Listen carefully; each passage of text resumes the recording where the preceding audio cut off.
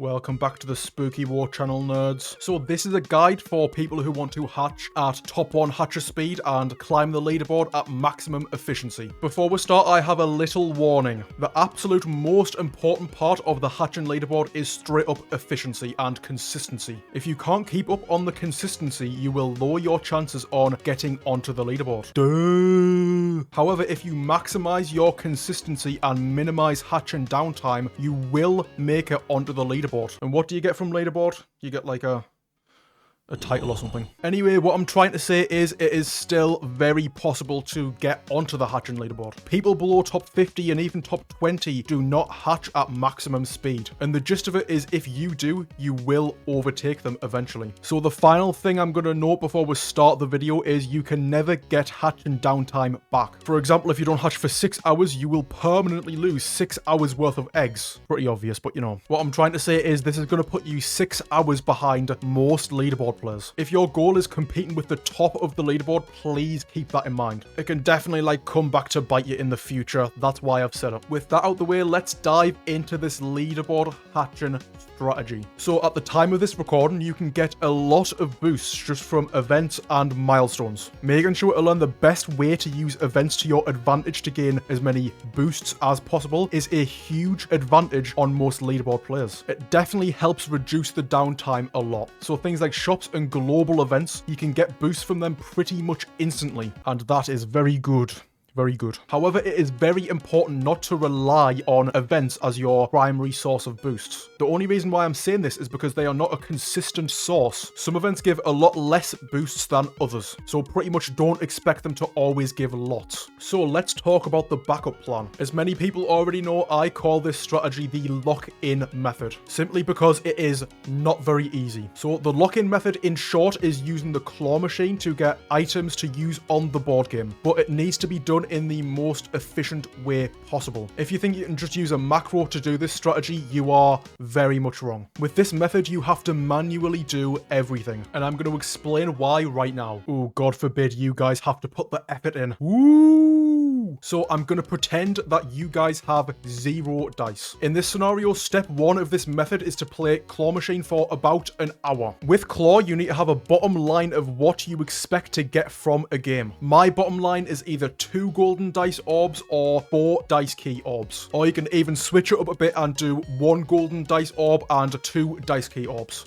Same thing pretty much. Anything below that, skip straight away and move on to the next game. This is going to maximize your item output while minimizing your downtime. Once you've collected all these orbs, so like the gold dice and the dice keys, focus on getting other orbs like elixir and super keys. If there is nothing valuable left in the machine and you still have time, focus on the blue dice. They might seem useless, but they are very, very useful. Once you finish that first hour on the claw machine, it's now time to move on to board game. And again, there's a stupid strategy for this as well. Just let me explain that now. So, orange dice are your skip dice. And in short, you want to use them to go past the massive tile gaps between the elixir tiles. And once there's an elixir tile in a 10 tile radius, use your 6 dice to get as close to the elixir as possible. Once you are in a 2 tile radius of the elixir, use your gold dice. Never get into the habit of using more than 2 gold dice per elixir tile. You should be saving these dice as much as possible. There's also a very important part of the board game that gets you a lot of golden dice easily. This part of the board game can be found after the final elixir tile. That's the one with the red dice just before. So once you get past this elixir tile, you're going to want to use your blue dice until you pass the last golden dice tile. This is because in certain areas of this tile cluster, there is a very high chance to land on the golden dice tiles. So yeah, make sure to take full advantage of that. Now we're going to move on to the item side of things. Once you run out of golden dice, start to burn your blue dice. So pretty much use them all until you have none left. Use the auto feature is what I'm trying to say. This is going to give you a lot more dice keys which you can go and use on the rift. And in turn, this rift is going to give you more items. Again, pretty obvious, but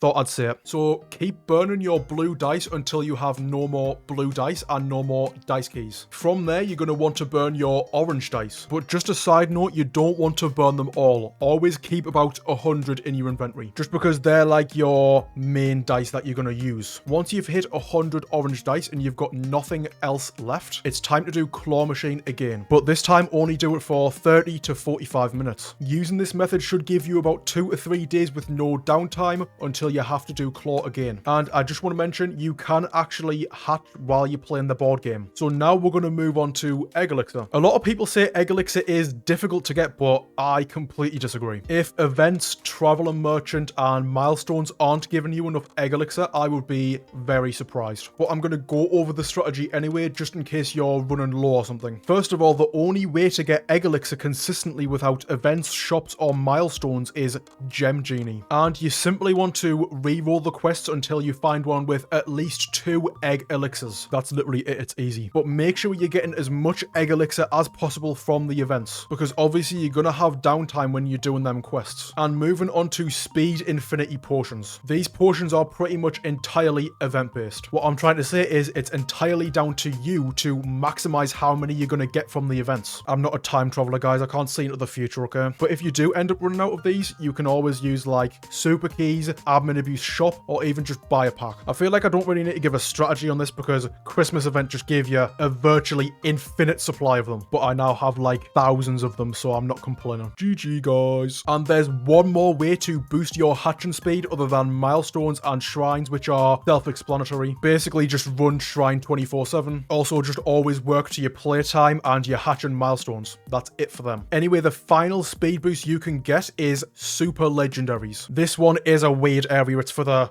pros. It's for the pros like me. At the time of recording, there is only 6 players with a full team of 3 super legendaries. They're being gate kept, GG. But if you do want to get a full team of super legendaries for hatch speed, you're going to be looking at about 4 to 6 million value. So in other words, it's locked for about 99% of players. And honestly, you're going to be very lucky to get 3 for 4 million value. I love how I'm talking about this like I didn't destroy the market for super legendaries. Sorry, guys. Whoopsie. Anyway, if you do decide to go for the super legendaries, the boost you're going to get is wild.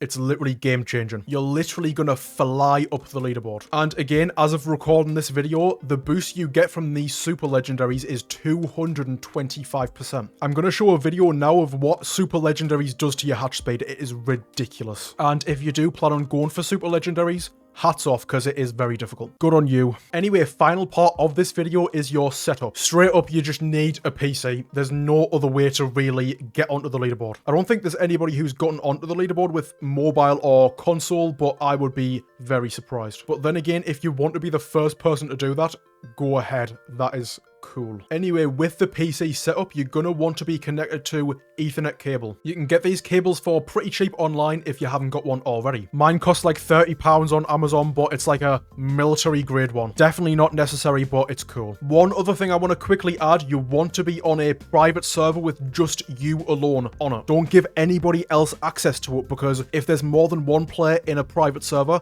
you will increase your odds of disconnecting. And let's just say for the hatching players, we can all relate to this. Disconnecting is horrible. It is horrible. And moving on from that topic, if it isn't already obvious, you need an R macro. Don't use E macro, because if your software breaks overnight, you're going to completely stop hatching. Anyway, there's a lot of different softwares you can use for R macro. I personally use SteelSeries GG, but that requires a SteelSeries mouse. It's pretty cool because you can like bind macros to your programmable buttons. Them ones on the side there.